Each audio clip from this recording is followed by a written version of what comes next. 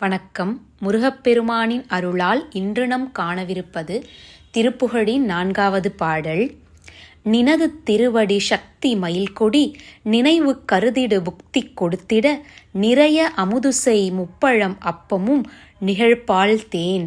முருகப்பெருமானே, உங்களுடைய திருவடி, உங்களுடைய வேல், மயில், சேவல் இவைகளெல்லாம் என்னுடைய நினைவில் நான் கருதும்படி அதற்கான புக்தியை எனக்கு கொடுத்திட அறிவை நான் பெறுவதற்காக யாரை நான் வேண்டுகிறேன் என்று கேட்டால் நம் முழுமுதற் கடவுளான விநாயகரை தான் வேண்டுகிறார் அருணகிரிநாதர்.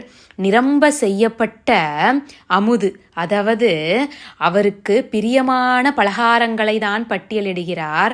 முப்பழங்கள், 3 வகையான பழங்கள், அதோடு சேர்த்து அப்பம், அதோடு பால் தேன், இவையோடு நிறுத்தி விடாமல் நெடிய வளைமுறி இக்கொடு லட்டு கம்நிறவில்